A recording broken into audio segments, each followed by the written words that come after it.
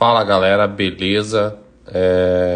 Tô aqui hoje com o intuito de mostrar para vocês um pouquinho sobre o manejo do PET em radioterapia para planejamento, tá bom?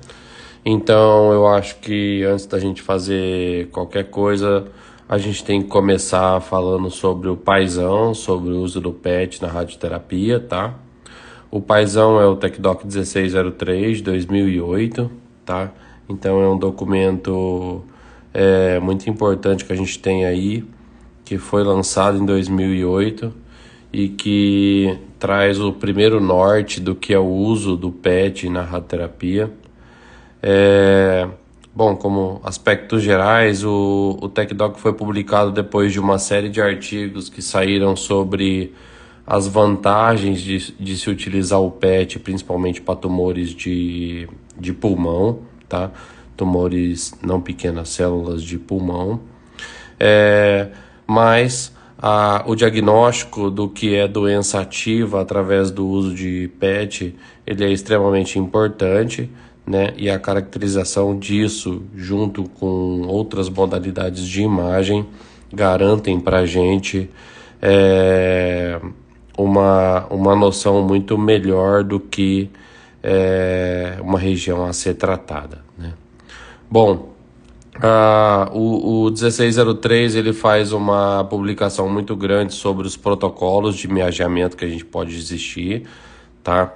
Mas basicamente o 1603 ele mostra que o que mudou com isso, né? O que mudou foi basicamente uma apresentação de uma das tabelas do protocolo, onde ele mostra que existe um parâmetro de segmentação. Se vocês observarem nesta coluna, existe um parâmetro de segmentação, que é o que a gente começou então a ter como objetivo como quantificar o que deve ser desenhado como doença ativa e o que não deve ser desenhado como doença ativa, né?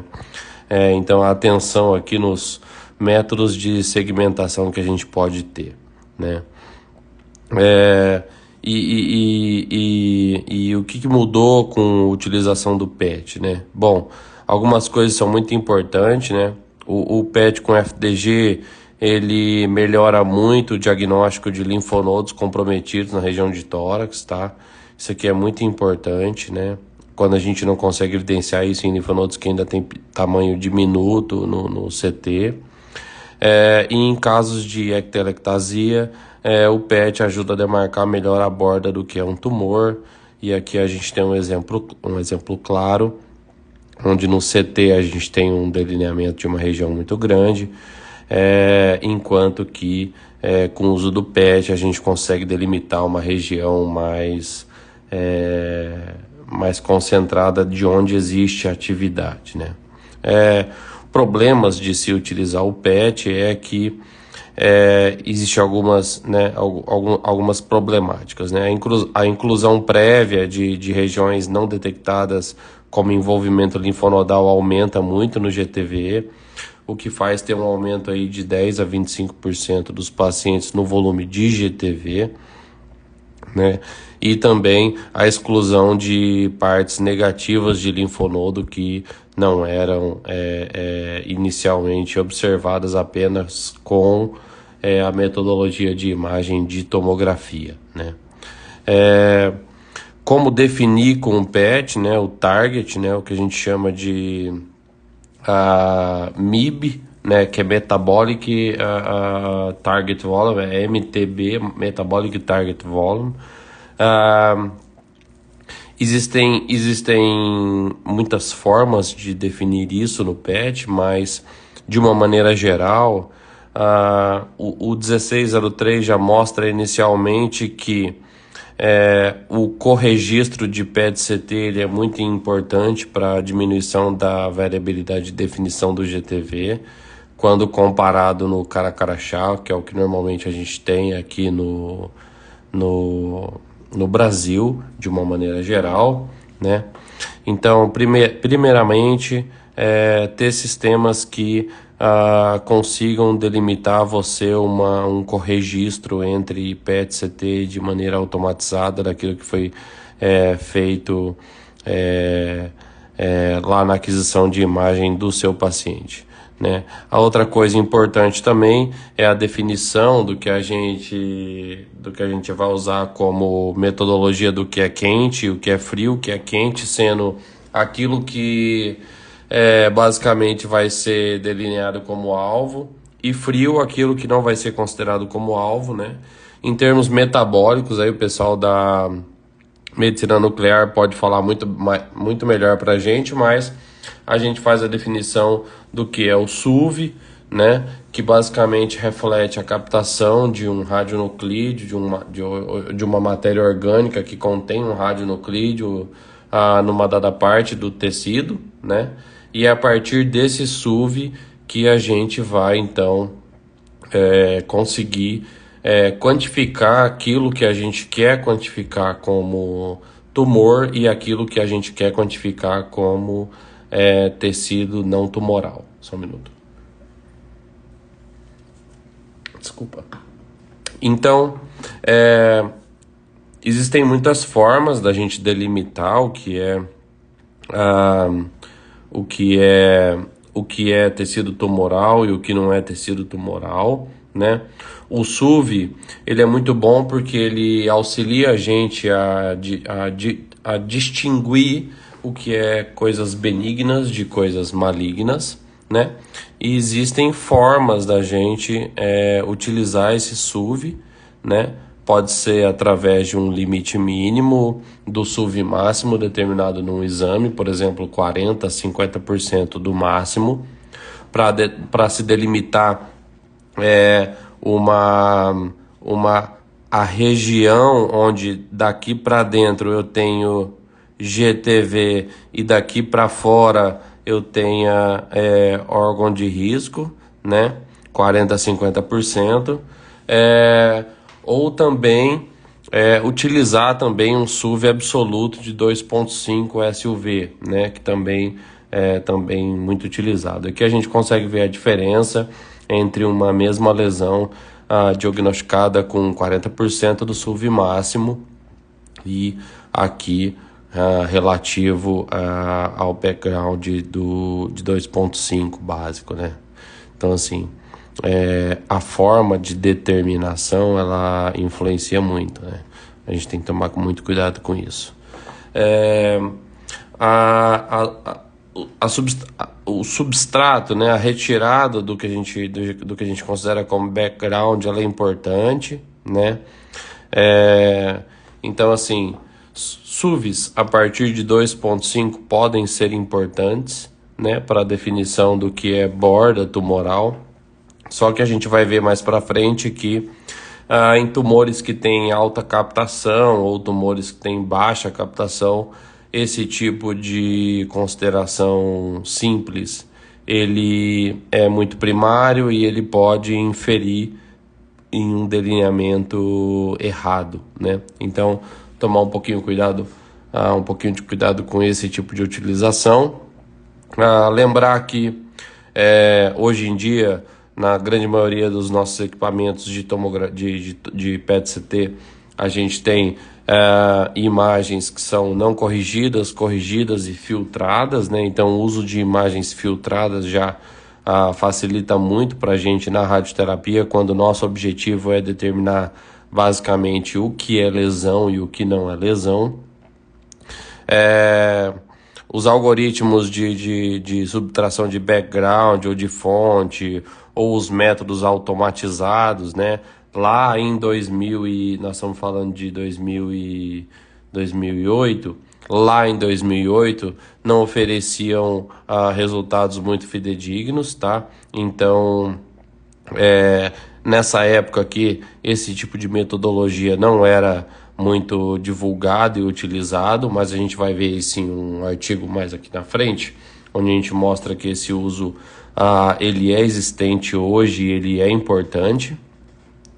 Para tumores de cabeça e pescoço, a delimitação através do PET ela foi interessante, principalmente para diagnóstico melhor de linfonodos comprometidos, né?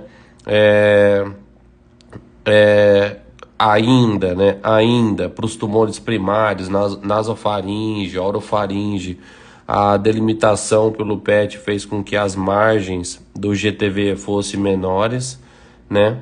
A gente sabe que a definição hoje entre PET, CT e ressonância para tumores de cabeça e pescoço não tem uma diferenciação significativa, né? Mas quando a gente compara os 3 volumes, o PET sempre sai ganhando com relação ao volume delineado e ao volume real do que esse nosso paciente tem de doença, né? Então o PET é uma ferramenta importante, a gente na verdade tem que saber como usar ela, né? Para casos de utilização do PET para definição de tumor, a gente tem que levar em consideração uma coisa muito importante, que é a formação da imagem do PET, né? A gente sabe que o PET não tem uma resolução muito boa, então a resolução do PET fica ali entre 4 e 5 milímetros, né? Com limite de detecção em torno de 1 centímetro, a gente tem que ter isso em mente sempre. Então o risco de um falso negativo pode existir se você tiver uma lesão diminuta em condição, por exemplo, de um tumor que esteja se movimentando de maneira grande na região torácica. Então assim, a resolução de baixo contraste é muito ruim para esse tipo de imagem. Então esses parâmetros são parâmetros que eu considero limítrofes para a gente começar a pensar em utilizar a PET para detecção de alguns tipos tumorais, né? Por exemplo, SBRT de pulmão, né? Muito útil para o PET, mas também com limite na questão do diagnóstico em termos de tamanho aí, né?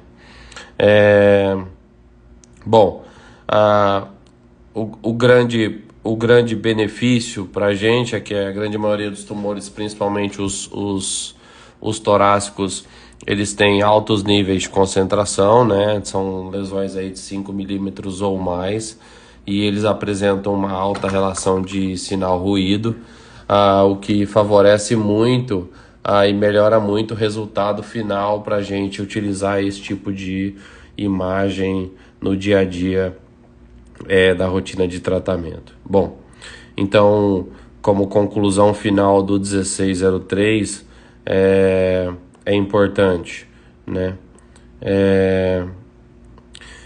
Quanto mais o tipo de imagem que você puder utilizar, melhor, né? Para casos de pulmão, ele já é muito bem sedimentado desde 2008. Para demais casos, em 2008 ainda existia um certo cuidado na sua utilização, principalmente por conta da forma da qual o GTV era utilizado, né? Era delimitado. Hoje a gente já tem mais substrato para falar sobre isso. E para outros sítios como sarcoma, cabeça e pescoço, sistema nervoso central, o uso do PET é uma ferramenta extremamente importante, né? Então a mensagem que ficou do 1603 é que o final quanto mais melhor, né? Uma análise combinada é sempre superior, mas que o uso do PET reflete algo muito importante, né? Bom, dando sequência então, eu peguei um segundo artigo aqui, é um artigo do McManus, tá? É um artigo australiano, tá, pessoal? Um artigo muito legal, de 2007, ou seja, ele veio antes do TechDoc, tá? Ele fala sobre incorporação do PET na radioterapia. Dentre vários aspectos que ele cita, ele também cita que, assim, o CT ele é primário, né, para radioterapia, porque ele cria o mapa de densidade eletrônico, ele, em alguns casos, ele é insuficiente, né, para delimitação.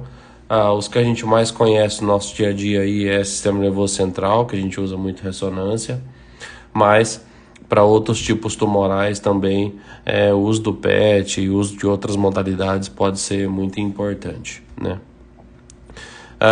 Bom, ele mostra de maneira muito clara e muito inteligente aqui que o PET ele é eficiente para vários sítios, né? E traz uma vasta referência bibliográfica aí com relação a isso. Então ele mostra que o PET é eficiente para pulmão, sarcomas, melanoma, cabeça e pescoço, linfomas, esôfagos. E ele mostra que as principais vantagens do uso do PET é minimizar as perdas geográficas de alvos e permitir que áreas sem GTV recebam altas doses, ou seja, a gente melhora a qualidade da definição do que é um volume-alvo de tratamento, melhorando então o feedback final do que é tratamento e do que poderia ser uma toxicidade aos nossos pacientes, né? Bom, aqui o artigo vem com uma mensagem de cuidado bem interessante, principalmente para o corpo médico, que eu acho interessante mostrar aqui, né? Normalmente o uso do PET no Brasil ainda é feito naquele esquema cara crachá, e é justamente isso que ele cita, né? A utilização de fusões do tipo cara crachá, uma numa tela e a outra na outra, existem muitos vieses aí, muitos bias, e é importante que os médicos parem de adotar esse tipo de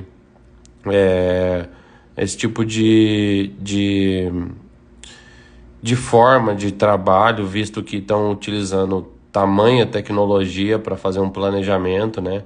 Mas que estão baseando todo o uso dessa tecnologia em um cara crachá, o que é evidentemente muito já colocado em jogo aqui como uma prática ruim, né? Mas a questão de se pensar em PET é como é que eu defino o que é GTV usando PET, né, no CT. Essa é a pergunta, né? Alguns tumores a gente tem uma dificuldade muito grande de definir o que pode ser uma região de tumor e o que não é região de tumor. Em alguns pontos a gente consegue facilmente detectar, em outros não é tão fácil, né? Os tecidos que estão adjacentes ao tumor são tecidos que têm uma densidade muito próxima ao CT do tumor, e aí a gente não consegue ver muita coisa. Então o uso do PET ele pode auxiliar muito. Assim como no Brasil, o artigo mostra que mundialmente o approach mais utilizado ainda é a visualização 1 by 1, né? A tela é cara crachá, né? O que complica um pouco a situação. E é interessante mostrar que ele cita que as ferramentas de automação ainda não são fidedignas para uso em vivo, né? Quando eles submetem essas ferramentas de automação em ambientes não clínicos, né? Quando está em ambientes não clínicos, ela responde muito bem numa questão estática e outras, mas quando a gente entra então para o caráter clínico, as ferramentas de automação ainda são um pouco rudimentares, o que bate muito com o que saiu um ano seguinte no TG 1603, né? Bom, em termos de movimentação, é importante falar sobre movimentação, né? É importante falar que o PET obtém uma imagem média.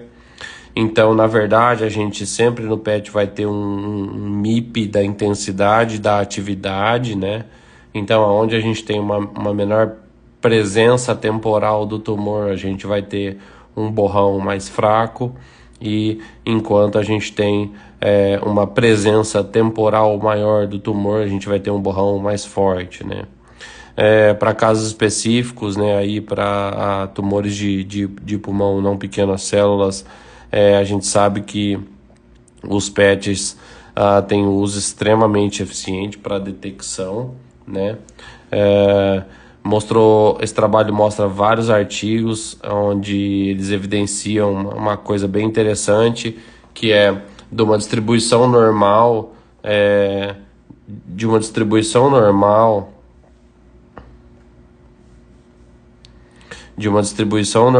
de tamanho tumoral em relação ao estadiamento e etc. Eles descobriram que essa curva, na verdade, fazia isso aqui, né?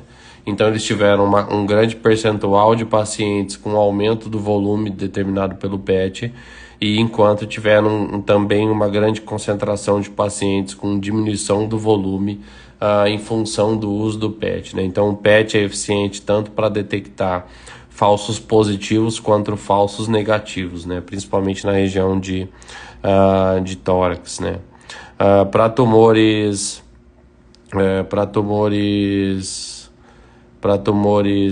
de esôfago, o PET se mostrou muito interessante, né, para a definição do que é o volume-alvo de tratamento em si, não considerando as margens tradicionais que a gente tem nos nossos protocolos hoje. E aqui a gente tem um exemplo muito interessante e bonito de se observar, onde a gente tem aqui em rosa o delineado por uma atividade, o delineado anatomicamente do que seria a região tumoral pós-cirurgia, e em azul uma região do que seria o GTV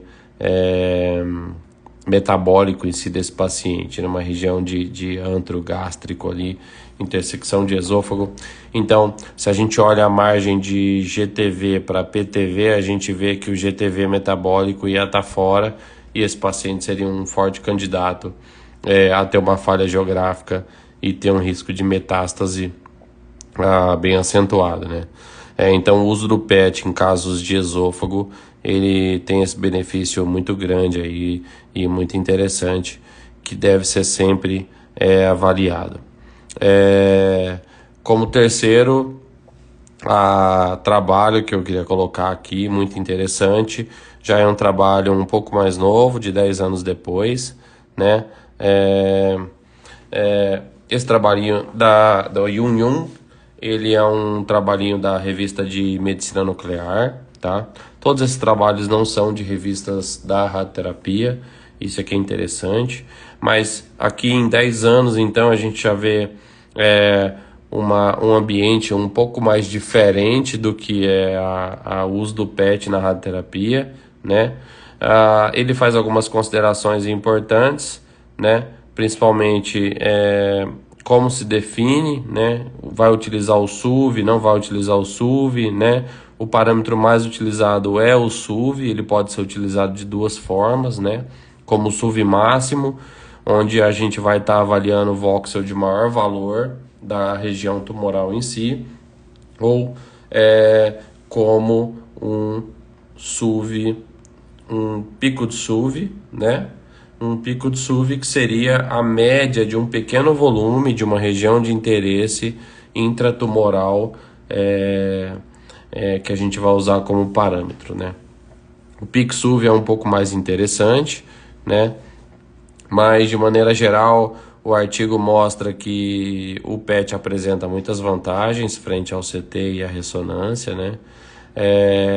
Eles ainda mostram que existe uma clareza muito pequena em relação ao que a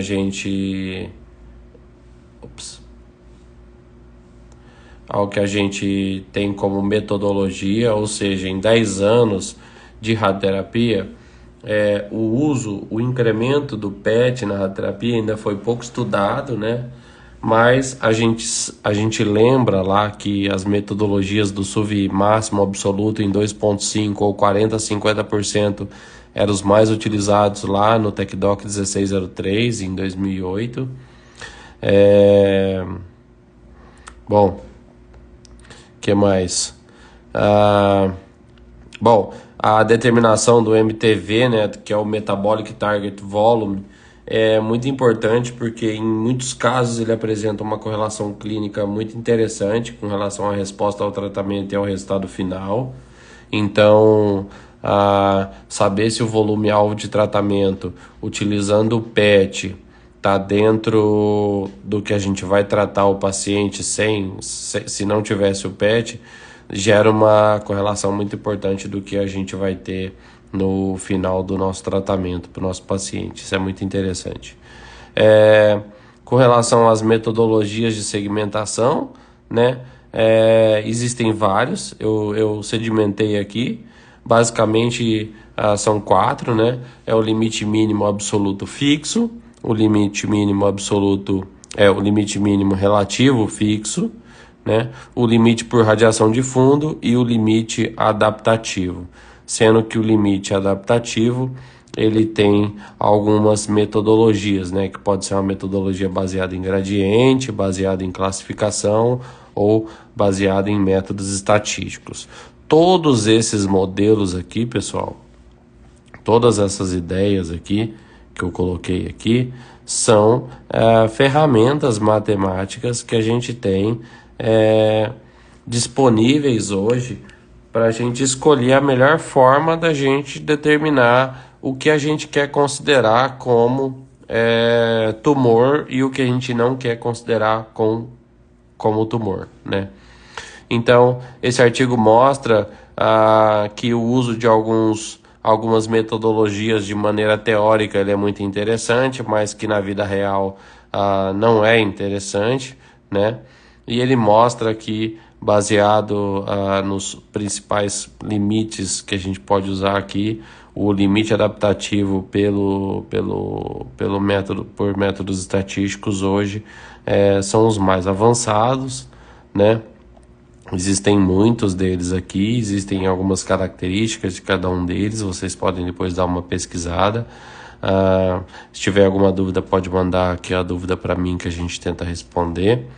Mas, de uma maneira geral, eles determinaram que o uso da determinação do MTV, do Metabolic Target Volume, ele é muito interessante como resultado final para o paciente, né? Dentre todos os limites apresentados, o limite fixo absoluto ele é bom, muito importante, né? Então, assim, o 2.5 SUV ele é um número prático e interessante, mas para tumores muito quentes ele pode superestimar no fixo, se você usar o fixo, e ele pode subestimar se você usar um background relativo aí. E para tumores muito fracos, muito frios, isso vai ser ao contrário, você pode subestimar com o SUV fixo e superestimar através do relativo, né? Então, assim, como ponto de partida, vamos pensar sempre em utilizar o SUV de 2.5, né? Que é um SUV interessante, que reflete na grande maioria das vezes uma região a ser delimitada boa, né? Mas lembrar que o tipo de metodologia usada pode influenciar muito no volume final do que é o volume GTV de tratamento, né? Então aqui, por exemplo, a gente tem em vermelho o que seria delimitado por 40% do SUV máximo, né, que seria um limite fixo relativo, versus o algoritmo de Otsu, que é o Otsu Multi, né, que é uma adaptação do Otsu, que é uma metodologia estatística, que já considera a divisão dos grupamentos de SUV entre um grupo quente e um grupo frio, né? Então aqui já seria o Otsu Multi, uma metodologia mais bem aplicada para o que é a região quente a ser tratada como GTV, que a gente não teria condições de ver no CTV. Então, galera, a ideia era apresentar essa composição de problemáticas que existe hoje sobre o uso do PET na radioterapia. De uma maneira geral, vamos sair aqui, de uma maneira geral, a gente vê muito pessoal usando o PET de maneira totalmente perdida, assim, sem nenhum tipo de cuidado, precaução ou coisas do gênero. Espero que vocês tenham aproveitado, e se alguém tiver alguma dúvida, quiser fazer algum questionamento, estou aqui à disposição para a gente bater mais papo sobre isso, e espero vir com mais aulinhas práticas sobre assuntos diversos aí da radioterapia. Beleza? Abraço, tamo junto.